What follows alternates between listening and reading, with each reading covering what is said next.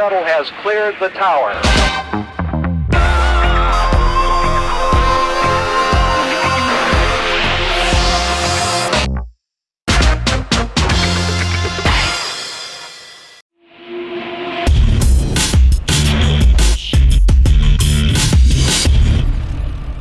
Welcome everyone to the Big Data Beards virtual race to .conf. We are in race number 8 and it is sponsored by our friends at Splunk.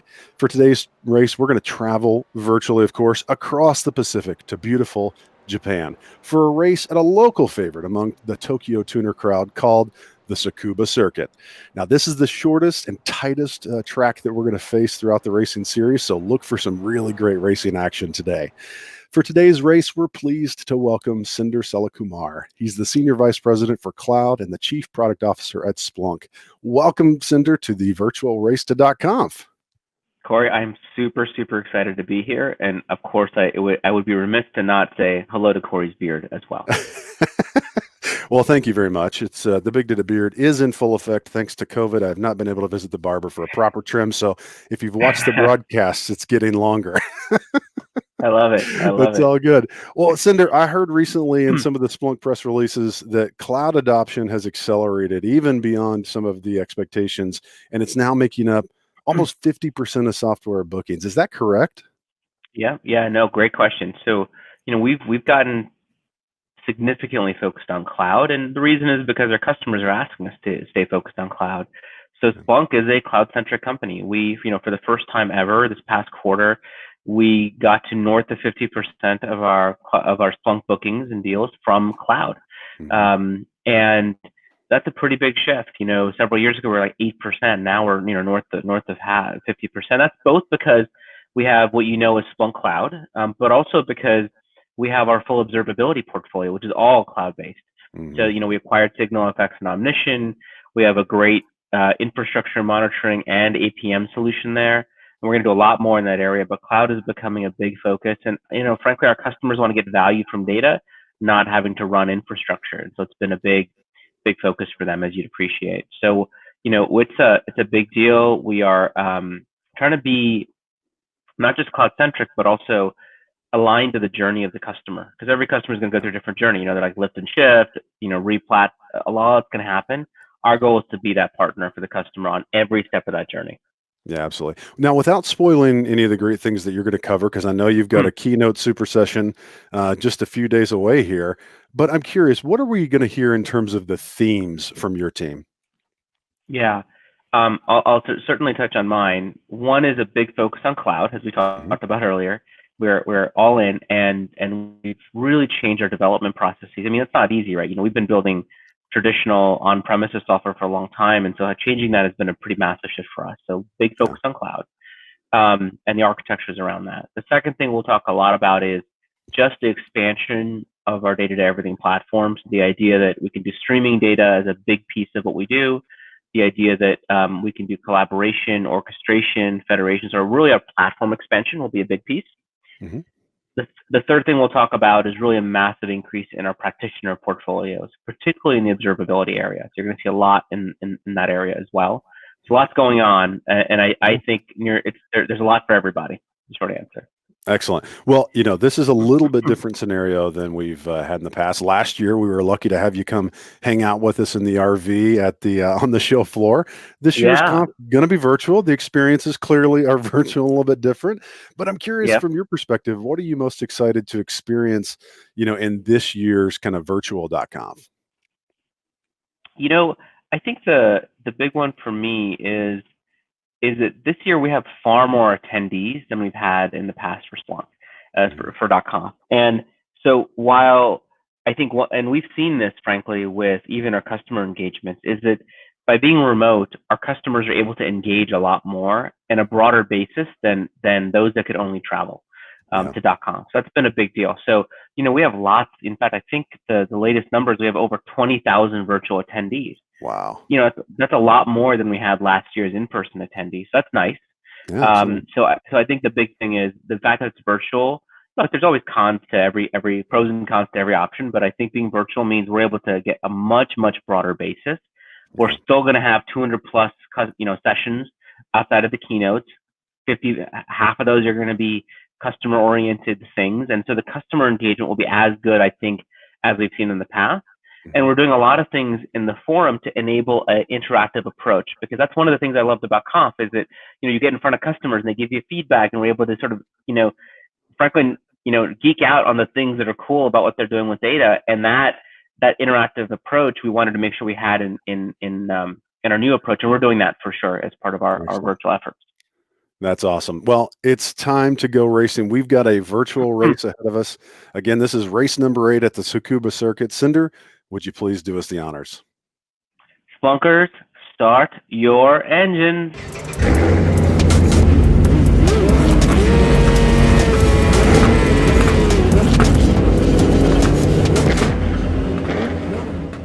Well, welcome everyone to Japan. Again, this is the Tsukuba Circuit, and Splunk is absolutely dominating. Look at that, taking the positions 1 through 3 in the qualifying, but glad to see the Big Data Beard team have 3 in the top 10. I'm joined by Kyle Prinz, my commentator today. Kyle, how you doing today, buddy? I'm doing great. We're here in beautiful Japan, and I'm excited to see this race today. Absolutely. Well, the pace car is away. The team, the bunch, they're going to bunch up here, and you're going to see them go towards that front straightaway. But the pace car in this short, tiny track pulls away really rapidly. So those Splunk folks are going to lead us out as we get started in the race. Kyle, I'm curious from your perspective, what do you think the keys are for today's race to win? Oh, I think today is absolutely going to be finessing. These cars, while they do want to go fast, are going to have to go ahead and pull back a little bit on that gas and make sure that we are taking these turns appropriately for such a small track. We'll have to see what happens with this race. I think it will be an exciting one.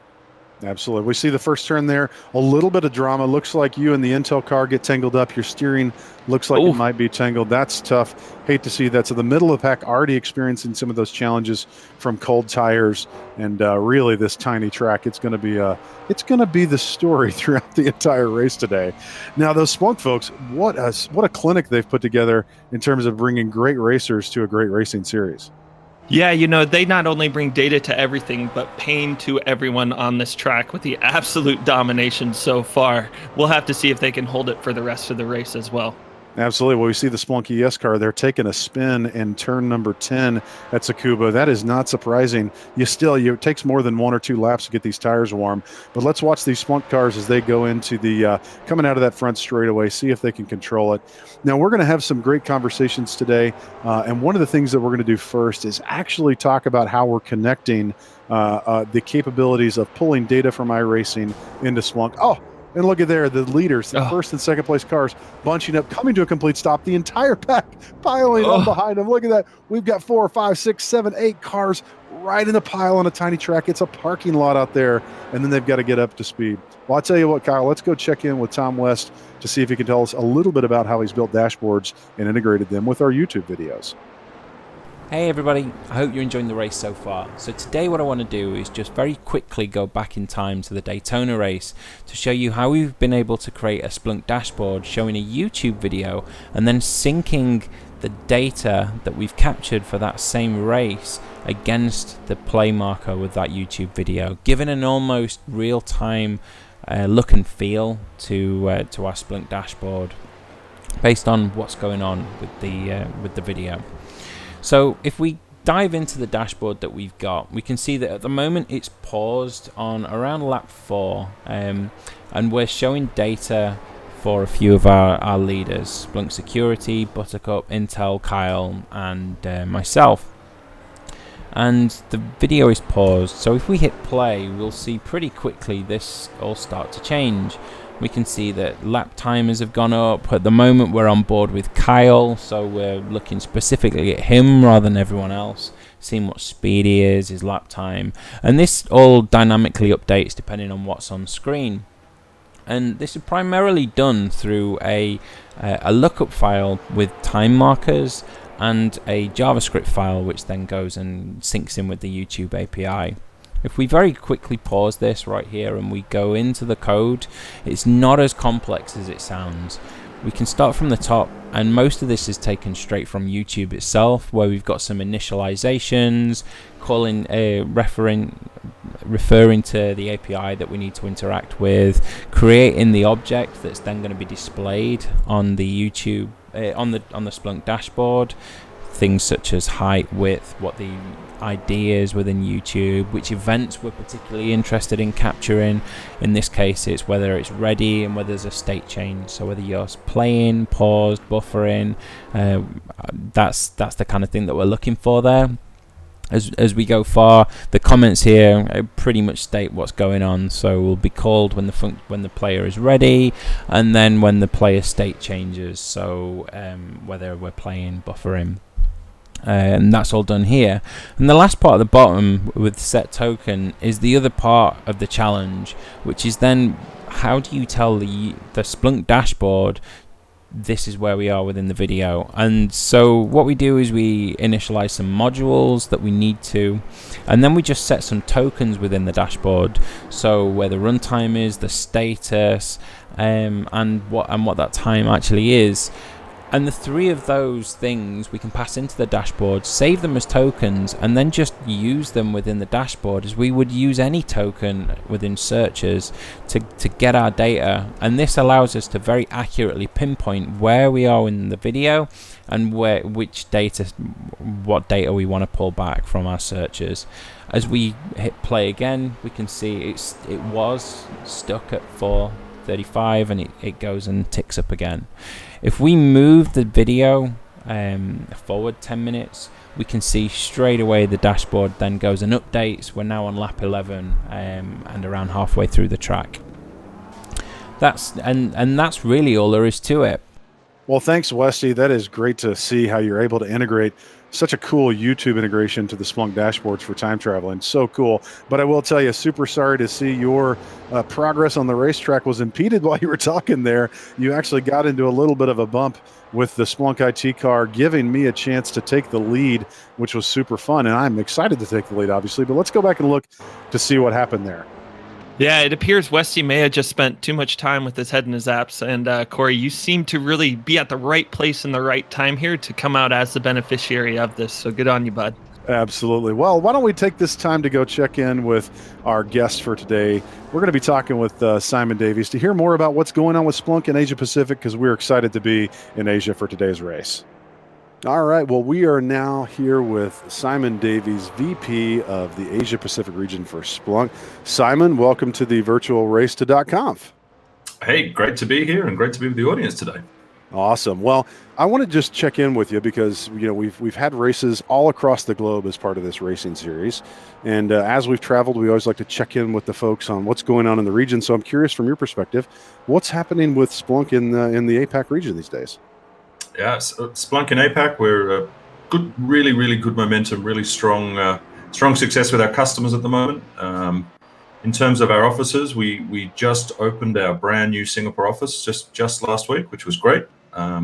Even more exciting, with COVID kind of getting under control in some of our parts of the world, we're able to have a virtual ceremony, and we look forward to doing more and more with our customers and partners as we bring that online. Nice. Now, when you start to talk about opening a new office, that's a stake in the ground, right? You're saying this region is important, this city, this country is an important hub for us. What does that really signal to Splunk customers and partners when Splunk makes an investment like that in a place like Singapore? So I guess it shows Splunk is here to support the business, and Singapore is a regional hub for Southeast Asia, particularly is one of our key markets. It supplements the large offices we already have in Tokyo, Sydney, Melbourne, and Hong Kong. So continuing to just invest in the region, make sure we can attract the brightest and best talent to help support our customers and our partners. So for me, it's a statement. I live in Singapore. I've been here 20 years. I know it's a lot of the large IT companies are here from a regional point of view. So it helps us from a market entry, a market positioning, but also helps make sure that the key talent that we're attracting to Splunk have the kind of environment they need to support the customers. Yeah, absolutely. Now, we see Splunk growing in lots of ways across the U.S., and it's interesting in my travels when I talk to leaders in IT across the various regions around the world. It always seems like the folks in the APJ and APAC region, they always say, "Oh, we're not quite as advanced as maybe the Americas." But then as soon as I actually hear what they're doing, I'm blown away at some of the use cases. I'm curious from your perspective, what's driving some of the excitement and adoption for Splunk in the APAC region, and what is really one of the most innovative regions in the world? Yeah, our customers I think are on a digitization journey, and because generally populations in Asia Pacific are a bit younger, and we don't have quite the same legacy investments in technology, that means often there's an opportunity for them to leapfrog in terms of the way they deliver digital goods services to their customers and their constituents. And that in turn presents a whole raft of challenges, whether it's cloud native applications and services that are deployed, whether it's how do you scale legacy infrastructure to service 1 billion people like we have in a number of our markets? That's where the power of Splunk can be really, really powerful. And then, of course, on top of that, you've got all the complexity as these larger digital footprints build out of securing and scaling how you protect an environment like that with such large defensible surface areas. 2/3 of the world's population are in this part of the world. It kind of changes the conversation. So that for us is kind of a little bit of what we're seeing, what our customers see as the opportunity, and then how Splunk can help them power that transformation. Absolutely. Well, one of the interesting things that's happened, obviously, in the last few months, year, is that the teams and the organizations in APAC, obviously had to face the COVID-19 pandemic challenges ahead of many other parts of the world. And I'm curious, as I read the news and I hear a lot of the things that come out of the region, the APAC region is leading the way in kind of the recovery and the getting back to normal. And I'm curious, from your perspective and the Splunk business and Splunk and its partners and your customers, what's your perspective on how APAC is leading and maybe guidance on some best practices we can all get better at?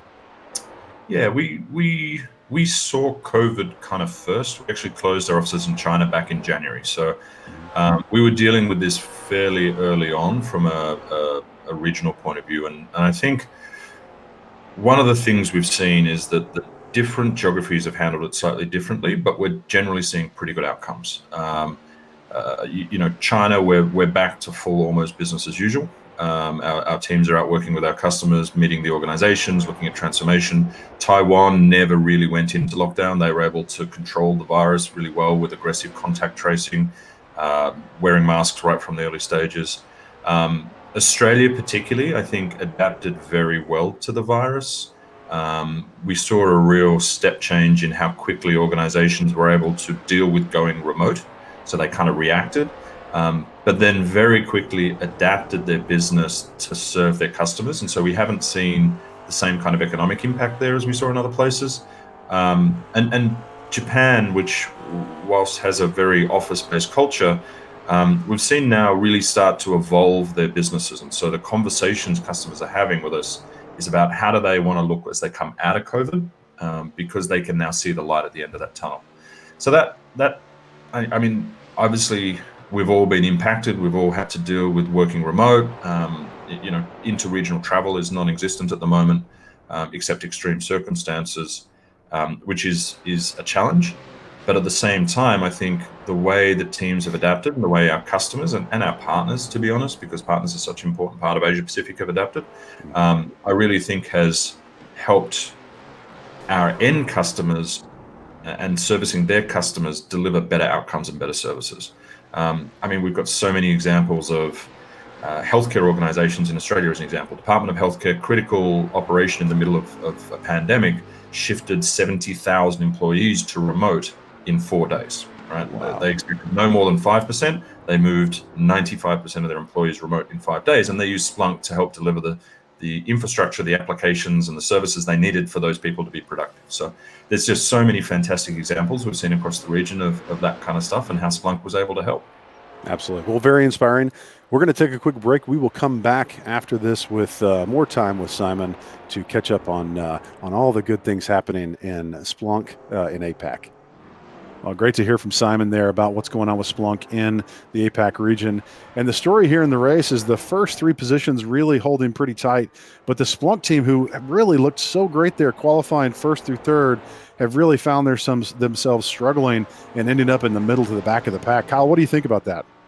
Today is not their day, Corey. It appears, when you hit a wreck in the front end, you then have to be able to get to pit road, change out everything, and then get your car warmed back up. And with a track this tight, there is no room for error here. So when you're hitting that middle of the pack, middle of the road group, you do not have the freedom to be able to get your car warmed up and have this room for errors. And they seem to be getting stuffed up in the middle of that. And you seem to be leading the pack and taking full advantage of that as well. Well, as it turns out, if you're out in front and you get a little bit of gap, and it's not a very big gap, you can see I'm only 3 seconds ahead of Tom West and not too far ahead of the McLaren car. But being out in front is helpful. It's certainly easier, but you're going to start to see these back markers come into play. Absolutely. With a track this small, you do not have much time to breathe. This will always be a highly stressful environment for everybody. Just because you're out up front, as you can see on the leaderboard here, we are already getting lapped and we're only 13 minutes into the race. So this will always be a high stress area for all of our racers. Yeah, absolutely. Well, small track, short lap times, lots of traffic does lead to high stress. And, that's actually funny, Kyle. It's one of the things that we were monitoring for some of the racers throughout the race today was actually looking at the human performance, the human metrics about the race, heart rate, stress. And really, honestly, I think this has got to be one of the most stressful races we've seen so far. Yeah, and what's really great is we were able to bring data to everything, not only inside the car, inside the track, but inside of us as well. Absolutely. Let's check in and see what it looks like to track stress data in Splunk. Hey Corey, wanted to take this time and actually show some data about this wild and exciting race today. I've done something a little bit different today. I've actually pulled down our health kit data that we've been pulling in from our wearables. I'm showcasing myself and Westies as we tend to have a little bit of a stressful race today. The thing I wanted to showcase was my heart rate over time. And you can see where I had an accident at the beginning of the race and my heart rate then increased from that. Palms were steady, could absolutely feel the stress of that. It was actually the highest point of my heart rate during the race, as well as it evening out along the way. Another one I wanted to showcase was Westy's heart rate data. We're actually not collecting that as intense of an interval as we were with mine, but you can see his heart rate absolutely increasing at the beginning of the race as the excitement hits, subsiding as we get used to the routine of this. However, another area to showcase is Westy's stress level. And you can see from a minimum to maximum stress level, it absolutely increases throughout the race as we're having to navigate these other cars and this twisty, turny track. Anyways, feel free to take a look at this health kit data and other data in our dashboards, and we'll pass it back to you on the track. Well, thanks, Kyle. It is really cool to see the ability to use Splunk to truly bring data to everything. Well, the storyline in the race here continues to be that the front 5 cars that are on the lead lap there, 6 cars, are continuing to build pretty consistent lap times. And they're continuing to stay pretty well in position, and everybody seems to be pretty tidy as the cars have gotten warm. Kyle, do you suspect that there's going to be some more racing action, or do you think people have settled in and we're kind of ready to just go to the finish line? Oh, I think we still have plenty of action, Corey. Again, this track is only 1.2 miles long with 12 turns built into it. So it's going to be great. Cow. Look at there. We see Westy running in second place, spinning out, coming out of what looks to be turn 3. And man, that is too bad, losing position to McLaren. And by the way, McLaren's car being piloted today by Dan McEwen, head of partnerships for McLaren. Super happy to have him joining us and driving that beautiful car around the track. Looks like Westy just gets a little wide, got a little bit aggressive with that exit speed. So the McLaren car, but man, Tom West wastes no time. He's already back on the tail. Well, I tell you what, if you want to get involved in the racing action with us at .conf, hopefully you're enjoying these broadcasts, but if you want to get and come out and race with us, we're actually going to be hosting a series called Beat the Beards during .conf. You can sign up by going to bigdatabeard.com/VR2C. We'll have a banner there for you. Oh, look, Westy able to overtake McLaren as McLaren basically does the same thing Westy did in the last lap to lose position. So tit for tat there. But if you want to race with us at .conf, go sign up because we're going to have 2 race-in races, basically where we're going to allow the first 60 signups to join us for a race to try to qualify for a championship race. The first race is October 20th. That's Tuesday at 5:30 p.m. Pacific time, being raced at the Indy Road Course combined. Race number 2 is really in the EMEA-friendly time zone on Wednesday, October 21st, 5 p.m.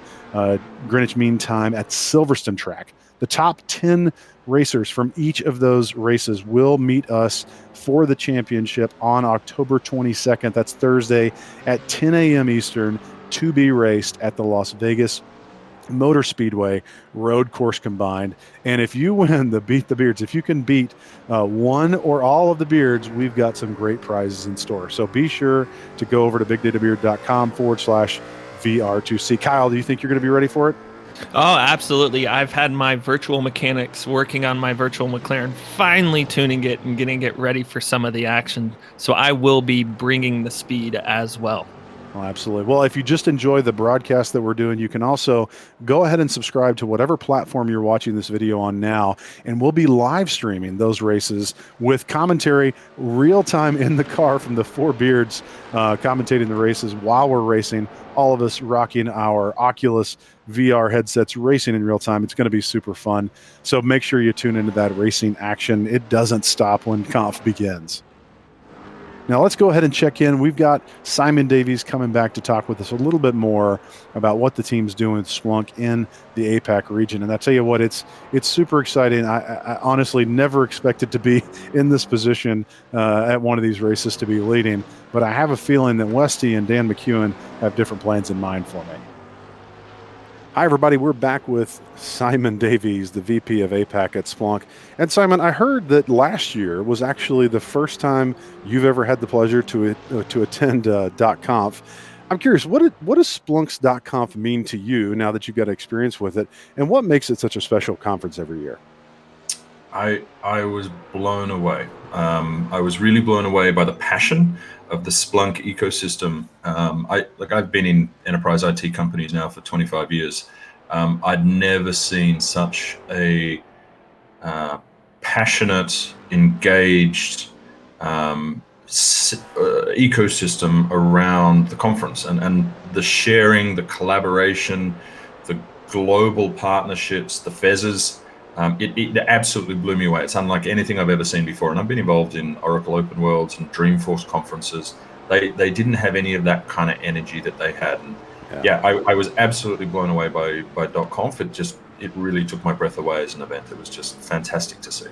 Yeah, absolutely. Well, we clearly like it because we're trying to extend the fun of .conf by 10 days by doing this crazy virtual racing series. So I agree with you. The passion, the excitement, the energy, and frankly, sometimes the thing that blows me away is the stories of transformation, not only where companies are achieving these great things, but I love to hear the personal stories where somebody's used Splunk's technology in their day job to achieve an outcome for the company, and that's translated into something meaningful to them personally. So I love those stories. But I'm curious, now, this is a very different .conf than we've ever had before. I've had the pleasure, I think 2014 was my first .conf. And so many years of kind of the traditional in-person .conf, whether in Vegas or Orlando, but this year we're virtual.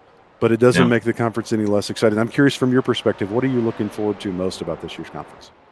So this year for me, I think will be almost a major milestone, right? So first of all, we're delivering .conf in an APAC-friendly time zone. And for those of you who've done the 20-odd hours it takes to get from one side of the world to the other to attend these conferences, you know just how painful it is for us to be able to bring that innovation and that energy and the amazing stories of what people do using Splunk, to your point, help transform those organizations, to be able to bring those to a much broader audience here in Asia Pacific, I think is going to be absolutely super exciting.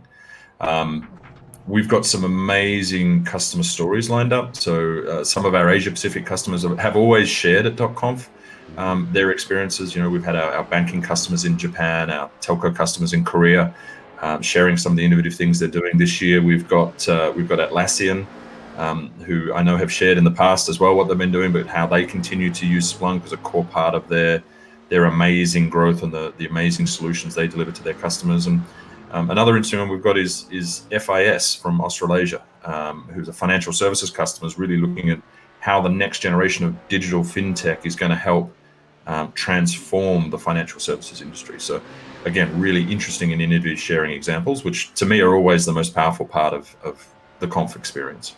Absolutely. Now, as we look out, oftentimes for us, there are Splunkers internally and part of the ecosystem. Conf is like this formative thing that we all need to prepare for and we all expect to get a lot out of. And then we have to think about the post-conf time, like what happens in the next 12 months after .conf. I'm curious, as you're thinking about the, kind of the leadership of the team in APAC, what are some of the priorities that are going to be part of your ethos as you go into the year ahead? So, .conf for me is obviously a great chance for our customers and for our partners to understand the roadmap of where Splunk's going. That certainly is critical. And our job as the team in APAC is to really help customers understand that journey and then what it means for them as they think about their digital transformation journey. But I think there's another element for us in Asia Pacific, because there are so many amazing stories and there's so much amazing innovation, that how do we learn from all of those sessions, right? Looking at over 200 sessions, over half of them are delivered by customers, right? That's over 100 amazing stories of how teams and individuals are using Splunk to help just drive organizations forward, help bring data and help bring visibility into information that they didn't have before. And so one of the big takeaways we always have is how can we help bring those stories and help our customers internalize and think about what can they achieve? How can we help them solve the problems the same way that, we saw Porsche thinking about it with IoT in last year's keynote. There's so many great examples of that. We've got so much going on in our part of the world.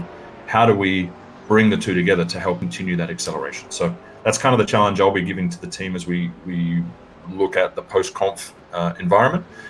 We also then roll into our Splunk Lives, and so the question will be, what is the most relevant of the .conf content that we can bring into a country-specific context, which is what we will then be running through the early part of 2021. Excellent. Well, Simon, it's been great to get an update on what's happening with our friends at Splunk in the Apac region, and now we're going to rejoin the racing action at Tsukuba in Japan to see how this race wraps up. Well, excellent to hear from Simon, and obviously the Splunk team in APAC has some great things going on. Great to see the investments they're making there. Well, the story here, the Buttercup car there is absolutely making waves. That's being piloted by John Hayward today, and he is absolutely fighting his way up the leaderboard. And we're seeing Westy has dropped down a few positions, and candidly, Kyle, I think Westy may have missed some of his own data analysis. Yeah, I think he's just been spending too much time in the dashboard, but if I could give Westy one piece of advice, it's just to keep that car straight through those turns. Corey, this is Tsukuba, it's not Tokyo Drift, so we need to take advantage of finessing that car like we said earlier. Absolutely. Keys to the race, finesse. Drifting one of these is probably not too helpful. But I love this, Kyle. You're giving leader traffic lots of grief. I love seeing you fight and maintain your position. I'm sure Westy would love to get by you so he can go up there. Oh, he really wants to get by you well enough that he's bumped you.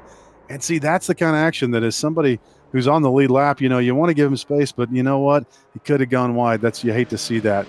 Well, I tell you what, it's super exciting to have the racing action going on, but the fun doesn't stop when the racing stops. We actually have some of this iRacing data, and the exciting thing is from today's race at Tsukuba, we actually have all the data from today's race featured in one of the scenarios for the botton that's happening at .conf. And if you're not familiar with botton, that means boss of the knock. It's a gamified scenario for you to learn and use your Splunk skills to go and compete with other Splunkers during this virtual .conf. And there's a scenario all about iRacing using, as I said, the data from the Tsukuba race here today. And I encourage you folks to go out to conf.splunk.com. Obviously, sign up for the conference, but you can go there and sign up for the button and use your skills in Splunk to go look at our data and see if you can gain some new insights. Kyle, I'm curious from your perspective, when you think about the data, what are some of the favorite things that maybe you've learned as you've started peeling back the onion on the data behind iRacing?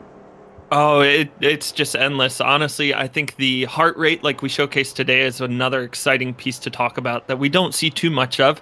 Another one being crash corner. We do have incident counts here. So things like going gardening and hitting a turn and hitting that grass too hard counts. And so just being able to pull a couple of those different sources together and see maybe if incident count correlates with heart rate, or seeing how you're attacking against the lead lap and seeing how well you're doing against that. The possibilities are endless, and I'm really excited to see what any of our viewers can come up with that maybe we haven't showcased as well.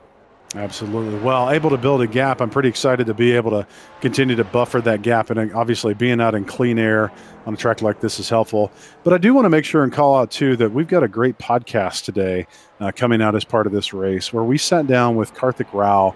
He's the VP of Observability at Splunk. And we had a great conversation about really the move in the industry towards instrumentation of modern applications and how critical that is to IT of the future. And if you're not familiar with the Big Data Beard podcast, you can really find the podcast on any of your favorite podcast platforms, whether iTunes, Google, Player FM, whatever. Just go search Big Data Beard and you'll find the podcast from today. And I highly encourage you to tune in because I think it's going to be a great conversation. Well, we've only got just a few minutes left in the race here. Cal, as we look in on the race, obviously I am crazy excited about the turnout so far. I'm curious, how's the race going back there for you, buddy? We're doing okay so far. I am battling for 7th right now. We'll see if I can hold on to it for the end of the race. But I am getting some pressure from Hader in the back, and I am going to have to get around Brett here, and we'll see how I go there just shortly. But it's looking like we are winding down, and that is really exciting if I can at least hold my 7th position. Yeah, absolutely. Well, the cars have spread out a little bit. Seems like everybody's warm, comfortable, and settled into the race. And so we'll look to see how this thing wraps up. I will say, to make sure, as we've said before, if you want to catch the rest of the racing action, be sure to subscribe on whatever platform you're watching this video on right now. And be sure to check out bigdatabeard.com/VR2C for more information on how you can come racing with us during the Beat the Beards, how you can check out the podcasts where we've interviewed folks to go even deeper into some of the topics talked about during today's race. But Kyle, I tell you what, those McLarens just look absolutely beautiful on track. Brilliant to see. Love those Splunk racing colors. So bright and colorful. Oh, it's an absolute work of art, and it is an absolute blast being able to customize them and paint them in iris. Oh, speaking of action, look at that. Contact there. Look at that. Is that the Splunk IT car just bumping you out of the way, taking that position from you right towards the end of the race? Pretty soon the checkered flag is going to be out. Let's see if Westy can hold position against Arrow there. That's a race for 5th place if I've ever seen one. Absolutely. We'll have to go check the dashboards there because that looks like it was crushing for my sprint to 7th place. Oh, you have fallen down back to 8th. Looks like the checkered flag is out, and it looks like it's going to be a win for me. That is incredibly exciting. Oh, never won a race. I am so excited. And I tell you what, you talk about keys to the race, Kyle. It's about running consistent, clean laps. And if that has been anything that has been the hallmark of my racing here, it's been not speed. It's been consistency. Well, congratulations. Absolutely. Well, thanks. Well, let's go check in with Westy about what actually happened in the data behind the turnout for today's race. Hi everybody, welcome to another post-race data analysis, this time at the Tsukuba Circuit in Japan. Now Tsukuba is a small, tight, twisty little track, certainly not necessarily designed for GT3 cars that we're racing around here. That makes for quite a lot of challenges, especially when it comes to overtaking, and if you have the leading position, you've got a big advantage. But in order to maintain that leading position, you have to drive in a consistent way. And one of the main places where you can overtake is in the final hairpin, where you've got a long straight, long wide bend, and then you've got the start finish straight before another hairpin. So we wanted to have a look at data today between both our very own Kyle and Corey. We've selected a few laps where we think that their lap times were very similar to see if we can spot any patterns there, anything different. Is there really a case that that's where you need to have a look at, and what the variances are in the data, and what we can see if we look towards the tail end of the lap is that the straight is as we would expect. There's a few differences in terms of exit speed from the hairpin, but overall they don't seem to have that much of an effect on the final speed. But that corner, the long sweeping bend before the start finish straight, there's quite a few differences there in terms of speed. We've seen other laps, we can see that's where people went off. We saw quite a few collisions around there. But how we tackle that corner does seem to have quite an effect on what our overall speed is. If we've got a natural curve here, then we've got a better exit speed. If it's a bit more sharp, then that speed gets lower as a result. So that, for me, if I was looking at improving my performance on this track, it's that corner where I would specifically be looking to improve on. But that's the story that we found from our data. Have you found something that's more interesting? We'd love to hear. As always, thank you very much to Splunk for being our race sponsor today. And that's Westy signing off. Back to you at the studio. Thanks, Westy, for the insights on how to make turns 10 and 11 better on that final lap. And a big congratulations to Corey, McLaren, and Splunk Buttercup. Also want to say a huge thank you to our race sponsor today, Splunk. This couldn't have been possible without you. Let's go ahead and hand it over to our winners as well. All right, thanks, Corey. Now we're here with our winners. We have Corey, you won. Congratulations, first place. We have Daniel McEwen with second place and John Hayward with third place. Congratulations to the three of you today at Tsukuba, one of the hardest tracks I think we've done so far in this series, and this track was brought to you by Splunk. So congratulations to our winners today. So, Corey, I mean, you've made it a pretty good trend of being on this, being a winner the last couple of races. What changed after not placing the first couple of days? Like, what have you done differently? Is it something in the water in Alabama, or what is it? Yeah, it's thanks for highlighting where I started and what I've come to. I want to think of it as a story of redemption, really. It makes me feel good to think of it that way. No, honestly, I think what it was, and I've said this consistently, is it's being a conservative defensive driver in those first 4 or 5 laps, because, this track especially, the tires didn't get warm for, 3 laps at least before you really had any meaningful grip. And so while there was a lot of jockeying going on in those first couple of laps, people would just go off. And if you go off in a short track like this, you get into traffic, it's hard to really catch back up. So honestly, it's really about being conservative and recognizing just that pattern of, there are going to be some offs early on. And if you can stay out of it, you can have a much more successful race. Yeah, absolutely. Now, Dan, this is your first time placing, and congratulations for that. Do you think that the shortness of the track played better in your favor in helping you get to second place, or do you think that was just an anomaly today? Oh, no, I loved it. I love the short, sharp shifting that we have to do in and out of the corners. That's the fun part of it, right? There's never a dull second on the track. I struggle on the bigger, long circuits. Probably my results to date say that. But listen, it was great fun out there. We had a lot of fun avoiding cars, getting around the track. And surprised I actually finished in P2. So great to be here. Yeah, you're just like me in real running. You do better over short distances. That's awesome. I agree with Corey though. Safe driving is the way forward. It's great. Yeah. And John, I mean, you've been here a couple of times. I feel like you're the same way, where it's consistent laps. Do you feel like you put that down today, or do you think that you were able to just get out in front of the competition and avoid some of the crashes? Is that the reason for you placing today? I think it was quite hard to be consistent because of all there's just cars scattered everywhere. So it's just avoiding everybody else, really. I think that was the main thing. Now, this track was, in my opinion, the most exciting and I think probably tricky track of the race. For each of you, what was the most exciting and or even the most difficult part of this race for you? Corey? Yeah, I think coming into that hairpin was consistently challenging for me. It almost seemed like every time I came into that hairpin, I was in traffic. I just dealt with somebody, going off track.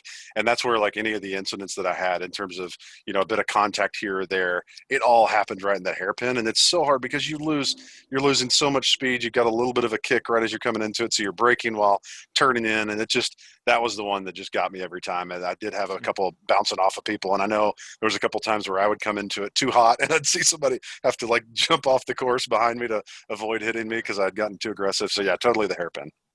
Yeah, absolutely. Dan, how'd you feel about it? What was the trickiest part for you? Fun parts for me, first turn and the last turn. So just kind of over that little riser into the first corner, diving down the inside of everyone and making sure you're just getting the angle in. And then just, I suppose, holding the revometer kind of up on third, fourth gear around that final corner, kind of a bit of a power slide to come over the line without losing it into the wall on the left. So that's the good fun parts. Absolutely. John, how about you? I got damage on the second lap, I think it was. And to go straight, I was at my wheel was at a 90-degree angle. So I had to crawl through to the pits and by that time I was pretty far back. So the challenge was getting through everybody to get here.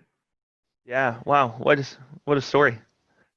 Yeah, and I would say looking at today's race versus yesterday's race, it's really a tale of two races. Yesterday was such a clean race. I don't think there were any accidents whatsoever. And today was the complete opposite. I mean, you saw right from the beginning, some of us were a little too excited to get out in front of that pace car. I think today was more of there was pucker factors involved. So I'd like to hear from all of you. What was your number one pucker factor moment of the day? Corey? Yeah, mine was a couple of the re-entries, like when folks would spin off the track and they would slide right in front of you, and then you'd see them, you'd think you're past them, and then you're just everything in your body tenses because you start to see them come back on track. And I'm still starting to be so defensive and holding so tightly onto first place that one time Corey Watson went off in front of me, and that was one where he, Dan, like you said, he was power sliding out of that final turn, and he was really pushing it, and I was pushing it, and we were doing it together, and all of a sudden he started sliding. I'm like, this is where it ends. This is where it ends. So there's probably a mark in my chair from that one. So I think that's the one that gets me. Oh, well, that poor chair. Dan, how about you? What was your pucker factor of the day? I think it's that pit lane exit. I mean, with so many people in and out of it, kind of coming out on the inside of turn one as you're trying to fly into it up the inside, just that squeaky bum moment of kind of like, am I going to collide? Am I going to take them out? So, yeah, good. Yeah, that's good. And John, what about you? There was some aggressive back markering. I think not many people wanted to give up a position, even if they were sort of a lap down. So there was some aggressive turning. Yeah, absolutely. There was definitely, I think this track led to more aggression today just by nature of the turns and the proximity of the turns to each other. But it was a great race. Congratulations to the three of you on polling and placing. Tsukuba, very challenging track. We still have 2 more days in our virtual Race to Conf, so make sure that you stay tuned. And thank you so much for watching.